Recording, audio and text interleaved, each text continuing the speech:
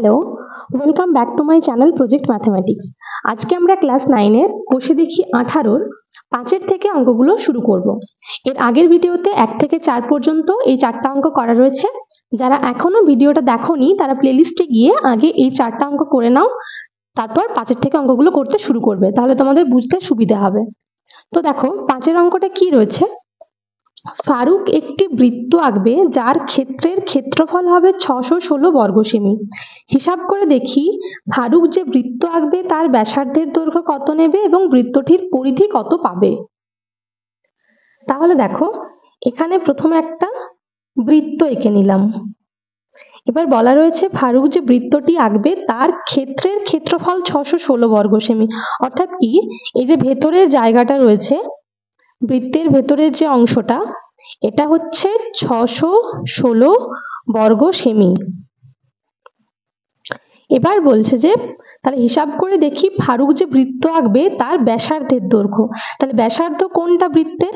বৃত্তের কেন্দ্র থেকে পরিধির ওপর যে সরল রেখাটা আঁকা যায় পরিধি পর্যন্ত, সেটাকে বলা হয় ব্যাসার্ধ। এটাকে আর ধরে নিলাম। এবার আমাদেরকে এই আর এর মান বার করতে হবে, যেটার মান আমরা জানি না। ঠিক আছে, তাহলে এটা কি দেওয়া রয়েছে, এটা হচ্ছে 616টা হচ্ছে ক্ষেত্রফল, সেখান থেকে আমরা আর এর মান বার করব। তাহলে প্রথমে কি লিখব, ধরি বৃত্তটির ব্যাসার্ধ আর সেমি।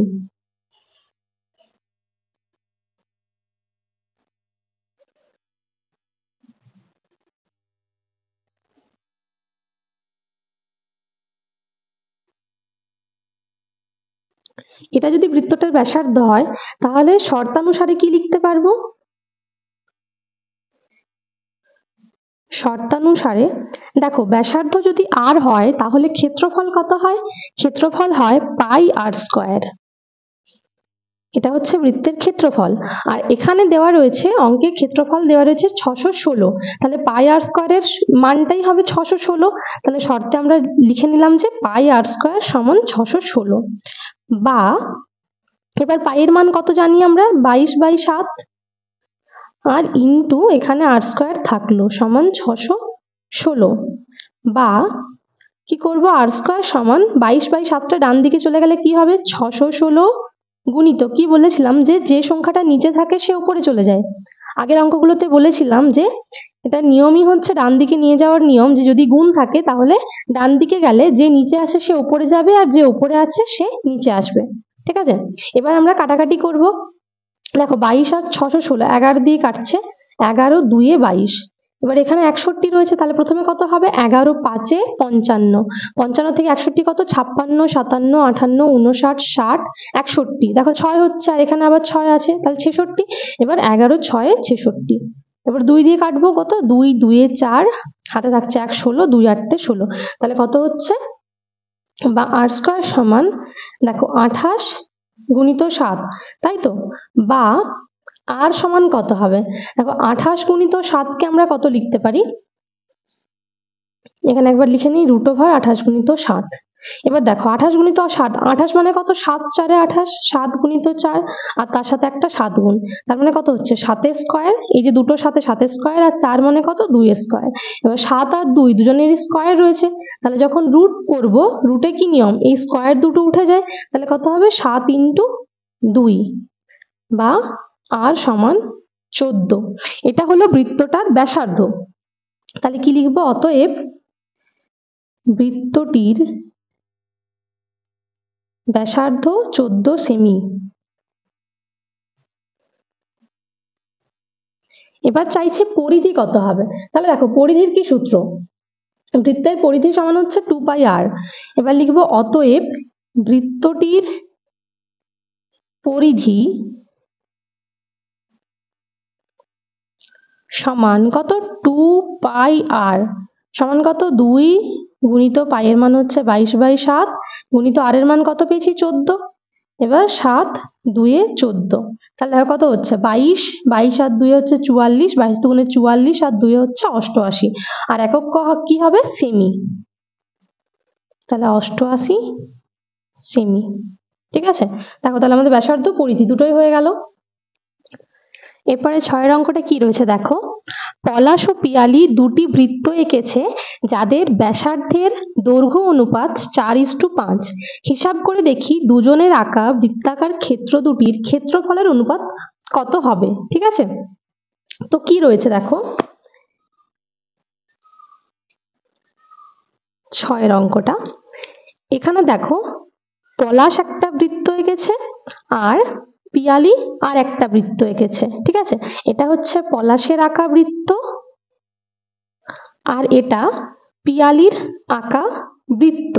এবার দুটোর অনুপাত কত বলা রয়েছে 4:5। এবার দেখো অনুপাত তোমরা আগেই জেনেছিলে যে অনুপাত যখন দেওয়া থাকে 4:5, সেটা এই যে 4টা এটা হচ্ছে পলাশের জন্য আর 5টা পিয়ালির জন্য। এবার এটা দেখে আমাদের মনে হতে পারে যে পলাশ যে বৃত্তটা এঁকেছে তার ব্যাসার্ধ 4 একক আর পিয়ালিরটা 5 একক।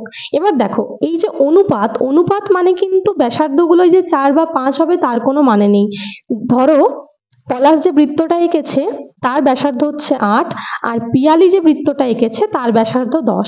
এবার আমরা যদি এদের অনুপাত নিই তখন কত পাবো 8:10। দুটোকেই 2 দিয়ে ভাগ করা যায়, 2 4 8, 2 5 10। দেখো এটাও কিন্তু 4:5 হচ্ছে। কিংবা যদি আমরা নিই ধরো 4 3 12 আর 5 3 15, 12 আর 15 তার অনুপাত কত হবে 12 15কে 4 দিয়ে ভাগ করা যায়, এই 3 দিয়ে ভাগ করা যায়, তাহলে 3 4 12 আর 3 5 15। দেখো এটাও 4:5 হচ্ছে।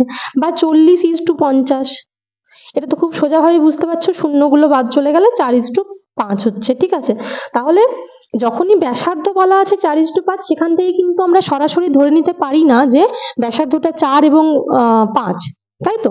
এটার জন্য কি করতে হবে, এবার দেখো আমরা এরকমও বলতে পারি না যে 8 10 12 15 40 50 কোনোটাই নিশ্চিতভাবে বলতে পারবো না যে এটাই ব্যাসার্ধ। তার জন্য আমাদের কি করতে হবে, এই যে অনুপাতটা দেওয়া আছে প্রত্যেকটার সাথে একটা করে x গুণ করে যে x এর মানটা আমরা বার করব সেটা দিয়ে ধরে নিতে হবে যে ব্যাসার্ধ হচ্ছে ওগুলো। তাহলে প্রথমে কি লিখবো, যে মনে করি পলাশের আঁকা বৃত্তের ব্যাসার্ধ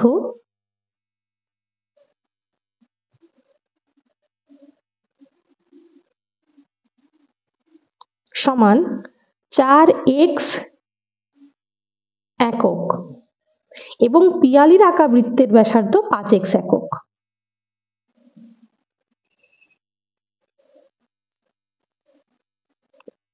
ঠিক আছে, দেখো একটা হলো 4x, একটা হচ্ছে 5x।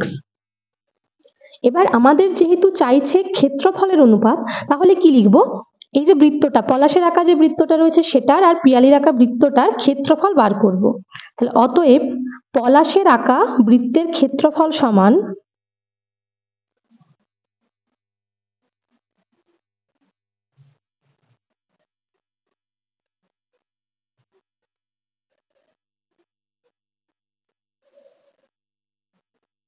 বৃত্তের ক্ষেত্রফলের কি সূত্র হয়, সূত্র হচ্ছে পাই আর স্কয়ার, যেখানে আরটা কি, আরটা বৃত্তের ব্যাসার্ধ, সমান কত লিখতে পারি দেখো পাই আর আর এর মান কত, পলাশের আঁকা যে বৃত্তটা তার আর এর মান ছিল 4x, এটা ছিল 4x আর এটা হচ্ছে 5x।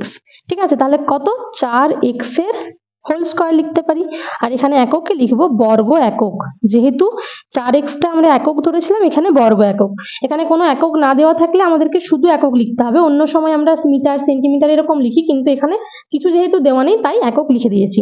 ঠিক আছে, সমান এবার দেখো 4 স্কয়ার কত, 4 স্কয়ার হচ্ছে 16, এখানে পাই আছে, পাইটা পাশে থাকলো আর একটা x রয়েছে যার মাথাতেও স্কয়ার রয়েছে, তাহলে কত হচ্ছে 16 পাই x স্কয়ার বর্গ একক। এটা হলো পলাশের আঁকা বৃত্তের ক্ষেত্রফল। একই রকম ভাবে পিয়ালির আঁকা বৃত্তের ক্ষেত্রফল কত হবে,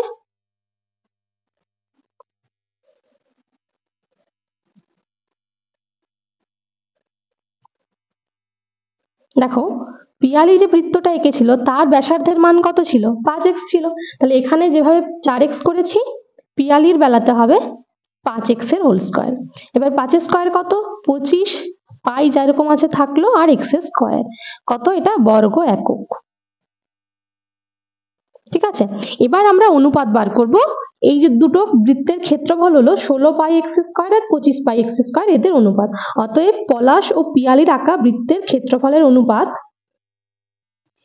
দেখো পলাশ ও পিয়ালির আঁকা বৃত্তের ক্ষেত্রফলের অনুপাত কত হবে, প্রথমে পলাশেরটা 16 পাই x স্কয়ার ইজ টু পিয়ালির কত 25 পাই x স্কয়ার। সমান সমান দেখো কি হবে, এখানে দুটোতেই পাই রয়েছে, তাহলে পাই গুলো চলে গেল আর এক্স স্কোয়ার গুলো চলে গেল, তাহলে সমান কত হচ্ছে 16:25। এটাই হচ্ছে আমাদের অ্যান্সার। এরপরে 7 অঙ্কটা কি রয়েছে দেখো, সুমিত ও রেবা একই দৈর্ঘ্যের দুটি তামার তার এনেছে। সুমিত ওই তারটি বেঁকিয়ে আয়তাকার চিত্র তৈরি করেছে যার দৈর্ঘ্য 48 সেমি ও প্রস্থ 40 সেমি, কিন্তু রেবা ওই একই দৈর্ঘ্যের তামার তারটি বেঁকিয়ে একটি বৃত্ত তৈরি করলো। তাহলে আমরা হিসাব করে দেখবো যে সুমিতের তৈরি আয়তাকার চিত্র আর রেবার তৈরি বৃত্তের মধ্যে কোনটি বেশি জায়গা জুড়ে থাকবে। ঠিক আছে, তাহলে দেখো এটা প্রথমে ছবি এঁকে বুঝে নিই।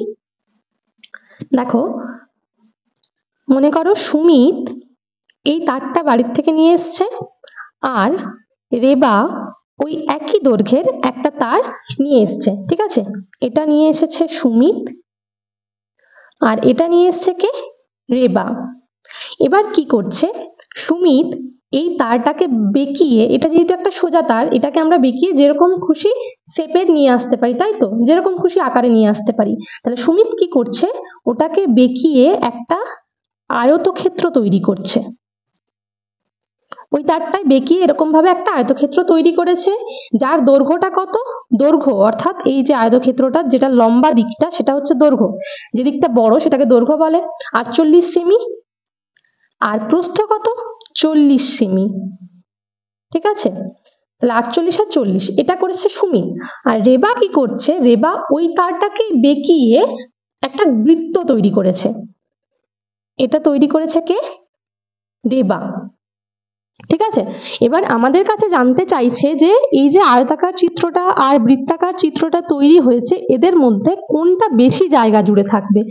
কত জায়গা জুড়ে থাকে তার অর্থ কি, যে কোনো একটা চিত্র সেটা যতটা জায়গা জুড়ে থাকে সেটাকে বলে কি তার ক্ষেত্রফল। তাহলে এই যে আয়তক্ষেত্রটা যেটা সুমিত তৈরি করেছে তার ক্ষেত্রফল আমরা বার করে নিতে পারবো, এখানে তো দৈর্ঘ্য প্রস্থ সবই দেওয়া রয়েছে। কিন্তু রেবা যে বৃত্তটা তৈরি করেছে তার ক্ষেত্রফল আমরা কি করে বার করব, এখানে তো কিছুই দেওয়া নেই, শুধুমাত্র দৈর্ঘ্যটা বলা ছিল যে একই দৈর্ঘ্যের, অর্থাৎ কি সুমিতের যেটা তারের দৈর্ঘ্য সেটাই হচ্ছে রেবার তারের দৈর্ঘ্য। এবার আমরা তো দৈর্ঘ্যটা জানি না, তাই তো, সুমিতের তারের দৈর্ঘ্যও জানি না, রেবার তারের দৈর্ঘ্যও জানি না, কি জানি সুমিত যে তারটা বেঁকিয়ে আয়তক্ষেত্রটা তৈরি করেছে তার দৈর্ঘ্য প্রস্থ আমরা জানি। এবার দেখো এই দৈর্ঘ্য আর প্রস্থটা থেকেই তারটা যে কতটা লম্বা ছিল সেটা বার করে নেব। কি করে হবে দেখো, এই যে তারটা শুরু কোথা থেকে হয়েছিল, যদি এখান থেকে তারটা শুরু হয়েছিল তাহলে ঘুরে ঘুরে কোথায় আসছে, এখানে আসছে, তাই তো, অর্থাৎ কি এই যে দৈর্ঘ্যটা পুরোটা এটা হচ্ছে তারটার দৈর্ঘ্য, যেটা আয়তক্ষেত্রটার কি পরিসীমা, আয়তক্ষেত্রটার পরিসীমাটাই হচ্ছে তারটার দৈর্ঘ্য। এবার তাহলে কি হলো, এর পরিসীমাটা বার করে নেব আমরা। এবার এর যেটা পরিসীমা সেটাই কি, সেটাই হচ্ছে তারটার দৈর্ঘ্য, তাই তো, এখান থেকে আমরা তারের দৈর্ঘ্য পেয়ে গেলাম। এবার কি সুমিতের তারের দৈর্ঘ্য রেবার তারের দৈর্ঘ্য সমান, তাহলে এই দৈর্ঘ্যটার থেকে আমরা এই যে রেবার যে তারটা সেটারও দৈর্ঘ্য পেয়ে যাব। দৈর্ঘ্য অর্থাৎ কি, এই দৈর্ঘ্যটাই এর কত, এর হচ্ছে পরিধি। রেবা যেহেতু তারটাকে বেঁকিয়ে একটা বৃত্ত তৈরি করেছে, তাহলে বৃত্তের যে ধারটা অর্থাৎ কি পরিধি, তাহলে দৈর্ঘ্য থেকে পরিধি পেয়ে গেলাম। এবার পরিধি মানে কত, 2πr। এই 2πr এর থেকে আমরা কার মান পাবো, আর এর মান পাবো। সেই আর এর থেকে বার করব কার মান, πr² এর মান। তখন আমরা পাবো এই বৃত্তটার ক্ষেত্রফল। আবার এর ক্ষেত্রফল কত হবে, এর তো 48, তার সাথে 40 গুণ করে যেটা পাবো সেটাই ওর ক্ষেত্রফল। এবার আমরা দেখবো যে এই ক্ষেত্রফলটা বেশি নাকি πr² এর মান বেশি, যেটা বড় হবে সেটাই বেশি জায়গা জুড়ে থাকবে। ঠিক আছে, বুঝতে পেরেছো তোমরা। তাহলে প্রথমে কি বার করব, সুমিতের আঁকা আয়তক্ষেত্রের পরিসীমা। সুমিতের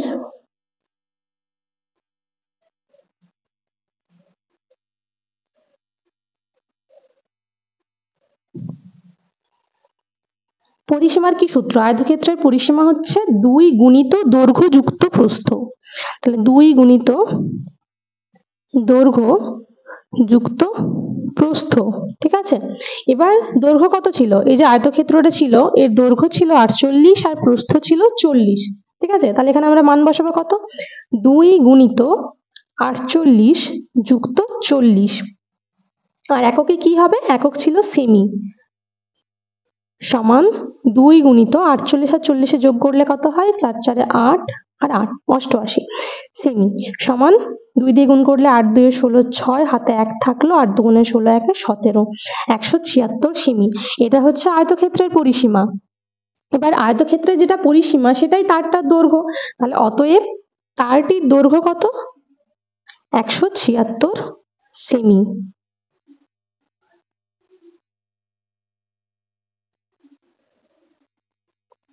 এটা যদি তারের দৈর্ঘ্য হয় তার মানে কিন্তু রেবা যে তারটা নিয়েছিল সেই তারটার দৈর্ঘ্য কত? 176, তাই তো? এবার রেবা এই তারটার থেকে যে বৃত্তটা এঁকেছে তার মানে কি? অতএব রেবার আঁকা যে বৃত্তটা তার পরিধি কত হবে? 176 হবে। তাহলে কি লিখবো? অতএব রেবার আঁকা বৃত্তের পরিধি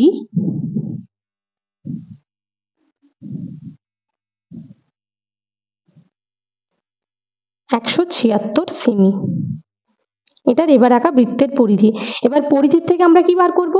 পরিধির থেকে বার করব আর এর মান। পরিধি অর্থাৎ 2 পাই আর, সেখান থেকে আমরা আর এর মান বার করব, আর আর এর থেকে কি বার করব বলেছিলাম? পাই আর স্কয়ার। ঠিক আছে, তাহলে শর্তানুসারে কি লিখতে পারবো?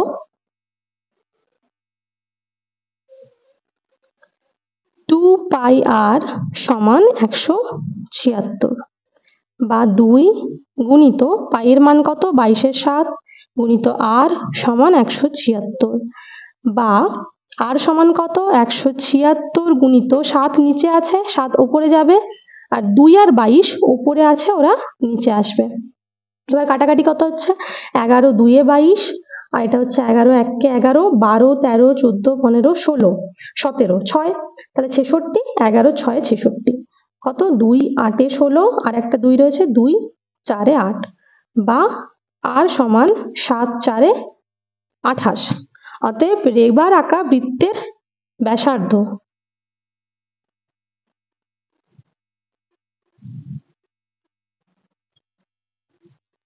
সমান কত? 28 সেমি। এটা হয়ে গেল রেবার আঁকা বৃত্তের ব্যাসার্ধ। এবার আমাদের কি বার করতে হবে? যে কোনটা বেশি জায়গা জুড়ে আছে, এই আয়তক্ষেত্রটা নাকি বৃত্তটা? তার জন্য কি বার করব? আমরা দুজনেরই ক্ষেত্রফল বার করব। আয়তক্ষেত্র আর বৃত্ত দুটোরই ক্ষেত্রফল বার করে নেব। তাহলে দেখো, সুমিতের আঁকা আয়তাকার চিত্রের ক্ষেত্রফল, আয়তক্ষেত্রের ক্ষেত্রফলের সূত্র হচ্ছে দৈর্ঘ্য গুণিত প্রস্থ সমান কত? দৈর্ঘ্য ছিল 48 আর প্রস্থ ছিল 40, এককে কি হবে? বর্গ সেমি। এবার আমরা কি করব? 48 কে 40 দিয়ে গুণ করে নেব। তাহলে প্রথমে 48 কে 4 দিয়ে গুণ করে নিই। 8 4 এ 32 এর 2 3 4 4 এ 16 17 18 19 192। আর যেহেতু 4 দিয়ে গুণ করেছিলাম 40 ছিল, তাহলে এখানে কি হবে? একটা শূন্য, সমান হচ্ছে 1920 বর্গ সেমি। এটা হচ্ছে সুমিতের আঁকা আয়তাকার চিত্রের ক্ষেত্রফল। ঠিক আছে, এবার রেবার আঁকা বৃত্তের ক্ষেত্রফল কত হবে?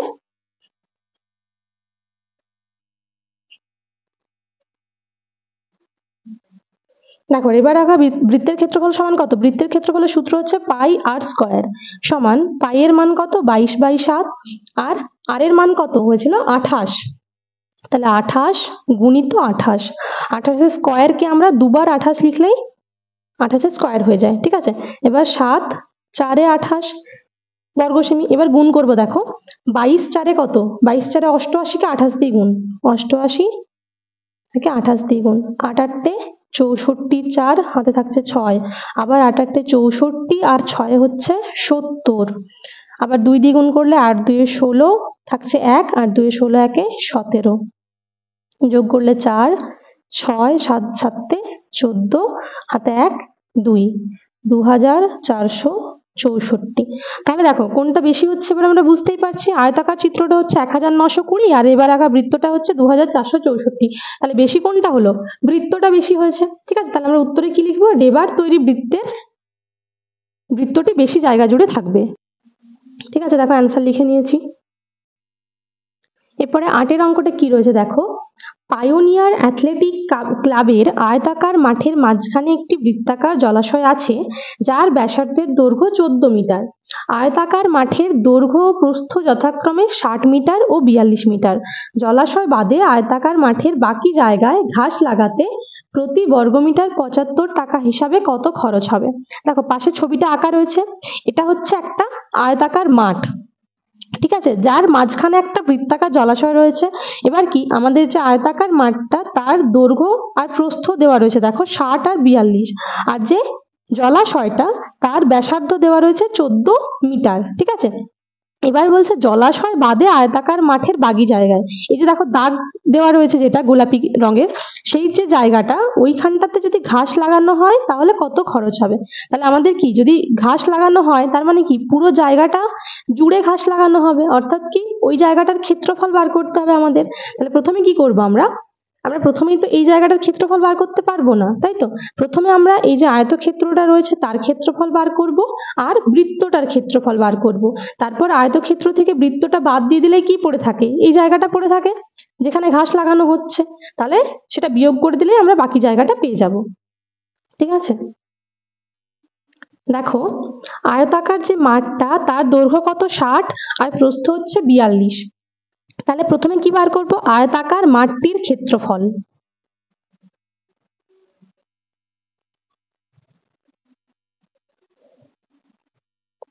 দেখো আয়তক্ষেত্র তো আয়তক্ষেত্রের ক্ষেত্রফল কত হয়, দৈর্ঘ্য গুণিত প্রস্থ।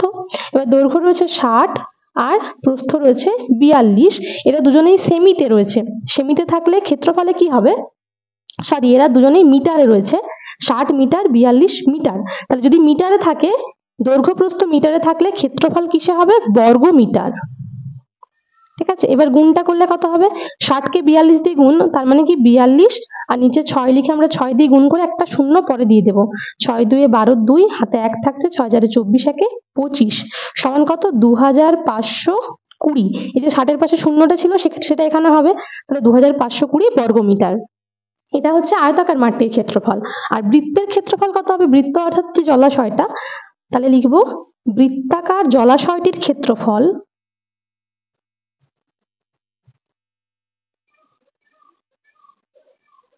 বৃত্তের ক্ষেত্রফলের সূত্র কি, পাই আর স্কয়ার হয়, তাই তো, সমান 22/7 গুণিত আর স্কয়ার মানে কত, এই যে 14 যেটা ছিল সেটা হচ্ছে ব্যাসার্ধ, আর তাহলে 14 গুণিত 14 দুবার লিখতে হবে, বর্গ মিটার, সমান 7 2 14, কাটাকাটি হয়ে গেল।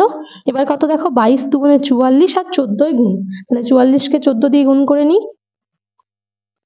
4 4 16 6 হাতে 1, 4 4 16 1 17, 1 দিয়ে গুণ করলে 1 4 4, 1 4 4, 6 7 আর 4 11, 1 হাতে 1 থাকলো, 4 1 5 1 6, 616 বর্গ মিটার। তাহলে আয়তক্ষেত্রের ক্ষেত্রফল হয়ে গেছে, বৃত্তের ক্ষেত্রফল হয়ে গেছে। এবার যদি আয়তক্ষেত্র থেকে বৃত্তটা বাদ দিই, দেখো এই যে আয়তক্ষেত্রটা রয়েছে এর থেকে যদি আমরা এই বৃত্তাকার জায়গাটাকে কেটে তুলে নিই তাহলে কি পাবো, কোন জায়গাটা থাকছে, এখানটা, তাই তো, এই যে বাইরের জায়গাটা। তাহলে বিয়োগ করে নিলে কি পাবো, ওই জায়গাটা যেখানে ঘাস লাগানো হচ্ছে, ঘাসটা কোথায়, জলাশয়টার ধারে ধারে চারদিকে লাগানো হচ্ছে, তাহলে এটা হচ্ছে জলাশয় বাদ দিয়ে মাঠের ক্ষেত্রফল। অতএব জলাশয় বাদে মাঠের ক্ষেত্রফল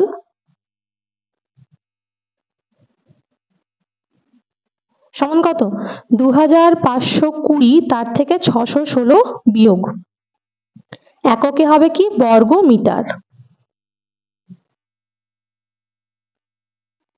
তাহলে বিয়োগটা করে নিই, 2520 তার থেকে 616, 6 থেকে 10 4 হাতে থাকছে 1, 1 1 2, তাহলে 0, 6 থেকে 5 কত 7 8 9 10 11 12 13 14 15, 9 হাতে থাকছে 1, 1 এর থেকে 2 1, তাহলে 1904 বর্গ মিটার। ঠিক আছে, এবার কি বলা ছিল দেখো, যে জলাশয় বাদে আয়তাকার মাঠের বাকি জায়গাটা আমরা বার করে নিয়েছি কতটা, সেখানে ঘাস লাগাতে প্রতি বর্গমিটার 75 টাকা হিসেবে কত খরচ হবে, অর্থাৎ কি প্রতি বর্গমিটারে খরচ হয় কত 75 টাকা, আর যেটা পুরো মাঠটা অর্থাৎ কত 1904 বর্গমিটার তার জন্য কত খরচ হচ্ছে সেটা আমরা বার করব।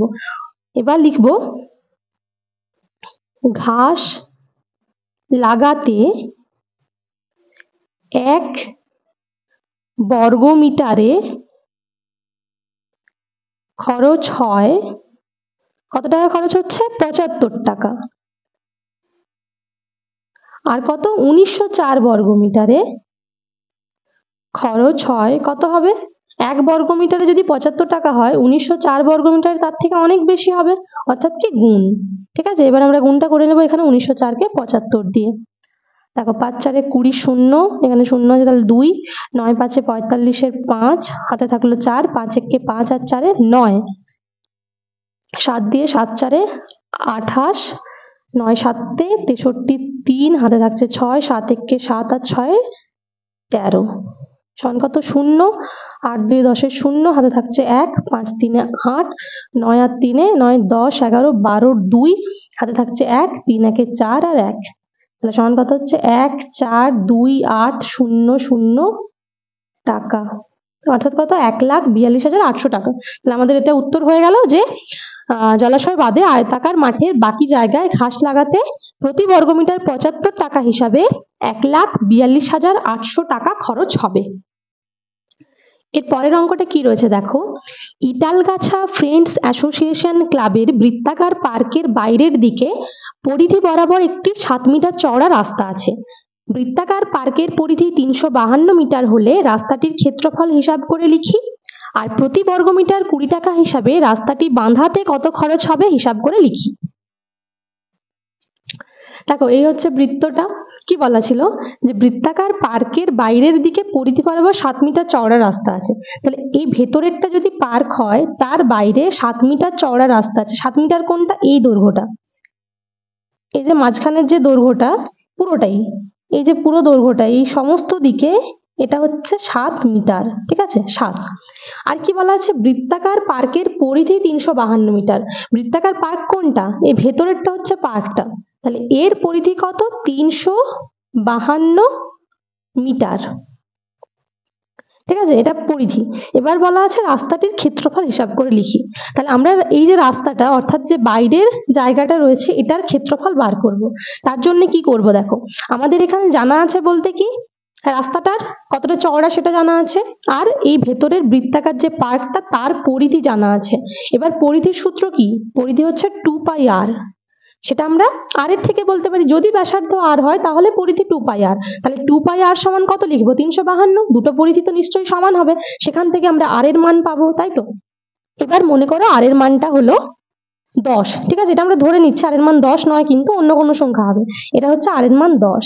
এবার যদি এখানটা 10 হয় তাহলে 10, দেখো এই বরাবর যদি আমরা সোজা চলে যাই বাইরের বৃত্তটা পর্যন্ত, তাহলে পুরোটা এই বাইরের বৃত্তটা কত হবে? এটা যদি 10 হয় আর এটা কত? এই দৈর্ঘ্যটা তো 7, এখানে পুরো দৈর্ঘ্যটাই 7, যে কোনো জায়গায় তুমি 7 ধরতে পারো। ঠিক আছে, তাহলে 10 এর সাথে 7 যোগ করলে এটা কত হচ্ছে? 17। তার মানে কি ভেতরের বৃত্তটার ব্যাসার্ধ যত হবে তার সঙ্গে 7 যোগ করে আমরা বাইরের বৃত্তটার ব্যাসার্ধ পাবো। ঠিক আছে, বুঝতে পারলে? তাহলে আগে ভিতরের বৃত্তটার ব্যাসার্ধ বার করে নিই। তাহলে দেখো কি লিখলাম, মনে করি বৃত্তাকার পার্কটির ব্যাসার্ধ আর মিটার। ঠিক আছে, তাহলে শর্তানুসারে কি হবে? আমরা পরিধি জানি, তাহলে বৃত্তের পরিধির সূত্র হচ্ছে 2πr। শর্তানুসারে 2πr সমান পরিধি কত ছিল? 352 সমান 352, বা 2 গুণিত কত? 22 এর 7 গুণিত r সমান 352, বা r সমান কত? এখানে যারা নিচে আছে তারা উপরে যাবে, যারা উপরে আছে তারা নিচে আসবে, এটাই হচ্ছে নিয়ম। তাহলে 352 তার সাথে 7 গুণ হলো, আর 2 আর 22 নিচে ভাগ। এবার কাটাকাটি করবো। দেখো 11 2 22, উপরে হচ্ছে 11 3 33, হাতে কত? 34 35, 2 হাতে রয়েছে আর এখানে একটা 2 আছে, তাহলে 11 2 22, 2 16 32 আর 2 8 16, বা আর সমান কত? 7 8 56। এটা হচ্ছে বৃত্তাকার পার্কটির ব্যাসার্ধ। ঠিক আছে, এটার ব্যাসার্ধ। অতএব পার্কের ব্যাসার্ধ সমান 56 মিটার। অতএব পার্কের ক্ষেত্রফল কত হবে? এখান থেকে ক্ষেত্রফলটা আগে বার করে রাখি। ক্ষেত্রফল হচ্ছে πr², তাই তো, আর এককে হচ্ছে বর্গ মিটার, সমান পাই এর মান কত? 22/7 গুণিত আর এর মান হচ্ছে 56। 7 কত? 7 8 56 বর্গ মিটার, সমান, এবার এটা গুণ করে নেব। দেখো 22 আর 8 কত? 8 দুগুণে 16 6 হাতে 1, 8 দুগুণে 16 1 17, এর সাথে 56 গুণ, দেখো 6 দ্বিগুণ করলে 6 6 36 এর 6, হাতে থাকছে 3, 6 7 42 43 44 45 এর 5, হাতে থাকছে 4, 6 1 6 আর 4 10, আবার 5 দ্বিগুণ করলে 5 6 30 এর 0, হাতে থাকছে 3, 5 7 35 আর 3 38, হাতে আবার 3, 5 1 5 6 7 8 সমান 6 5 8 9, কত হচ্ছে 9856 বর্গমিটার। এটা হলো পার্কের ক্ষেত্রফল। এবার দেখো পার্কের বাইরে যে রাস্তাটা রয়েছে, অর্থাৎ রাস্তা সহ যে পার্কটা, তার ব্যাসার্ধ কত হবে? এখানে ব্যাসার্ধ যে 56, যেটা আমরা 10 বলছিলাম সেটা 56, ঠিক আছে। এবার 56 আর এখানটা হচ্ছে 7, তাহলে 56 এতটা, তার সাথে 7 দুটো যোগ করলে কত হবে? 56 যুক্ত 7। তাহলে আমরা কি করব? অতএব রাস্তা সহ পার্কের ব্যাসার্ধ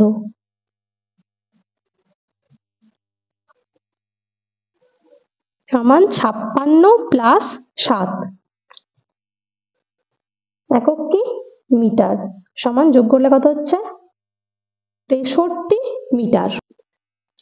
অতএব রাস্তা সহ পার্কের ক্ষেত্রফল কত হবে? ক্ষেত্রফলের সূত্র কত? পাই আর স্কয়ার, সমান পাই এর মান 22/7, আবার আর এর মান 63, আর স্কয়ার আছে তাই 63 দুবার, এককে হচ্ছে বর্গ মিটার, সমান কত? 7 9 63, আবার গুণ করব।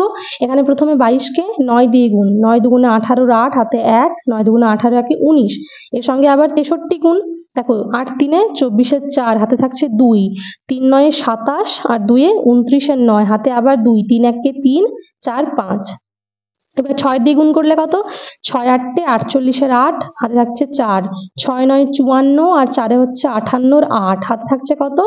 5, 6 1 6 5 11, যোগ করলে কত? 4, 9 আর 8 হচ্ছে 17 7, হাতে 1 থাকছে, তাহলে 6, 6 আর 8 কত? 14, 4 হাতে থাকছে 1, 1 2 আর 1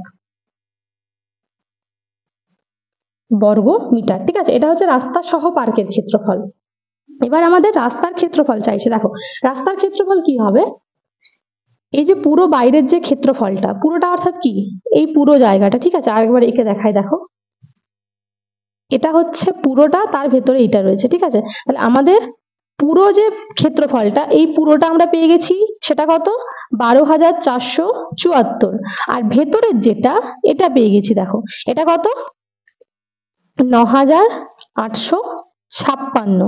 এবার আমাদের চাইছে রাস্তাটার ক্ষেত্রফল, তার মানে কি পুরোটার থেকে যদি আমরা এই জায়গাটা বাদ দিয়ে দিতে পারি তাহলে বাকিটা পাবো, তাই তো। অর্থাৎ কি বিয়োগ করব, বিয়োগ করলে কত হচ্ছে? দেখো 6 থেকে এখানে 14, 7 8 9 10 11 12 13 14, 8 হাতে থাকছে 1, তাহলে 5 একে 6, আর 6 থেকে 7 1, আবার 8 এর থেকে 14, 9 10 11 12 13 14, 6 হাতে থাকছে 1, তাহলে 10, 10 থেকে 12 2, হাতে 1, 1 1 0, তাহলে 2618। তাহলে কি লিখবো? অতএব রাস্তার ক্ষেত্রফল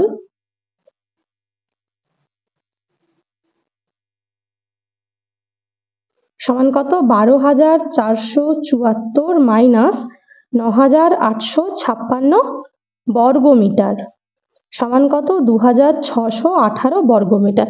এটা হয়ে গেল আমাদের রাস্তার ক্ষেত্রফল।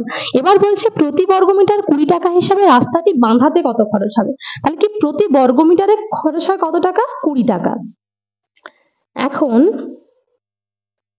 1 বর্গমিটার রাস্তা বাঁধাতে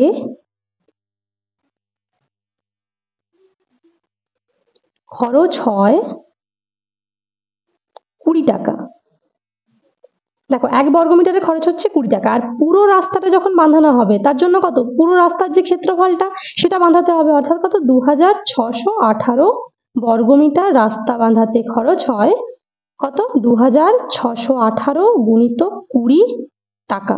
এটাকে 2 দিয়ে গুণ করবো, দেখো 20 দিয়ে গুণ, কিন্তু 2 দিয়ে গুণ করবো, শূন্যটা শেষে বসাবো। 2 8 16, হাতে থাকছে 1, 2 1 2 আর হাতের 1 3, 2 6 12 2, হাতে 1, 2 দুগুণে 4 আর হাতের 1 5, আর এখানে একটা শূন্য, তাহলে কত হচ্ছে? 5 2 3 6 0 টাকা, অর্থাৎ কি 52,360 টাকা। এটা হয়ে গেল আমাদের রাস্তা বাঁধাতে খরচ। তাহলে দেখো দুটো উত্তর হয়ে গেছে। এটা হচ্ছে রাস্তার ক্ষেত্রফল 2618 বর্গমিটার, আর রাস্তাটা বাঁধাতে খরচ হচ্ছে কত? 52,360 টাকা। দেখো তাহলে আজকে এই 9 পর্যন্ত সমস্ত অঙ্কগুলো হয়ে গেল। এর পরের দিন আমরা 10 থেকে অঙ্কগুলো শুরু করব। আর তোমাদের ভিডিওটা ভালো লেগে থাকলে লাইক করবে, কমেন্ট করে জানাবে আর অবশ্যই বন্ধুদের সঙ্গে শেয়ার করবে।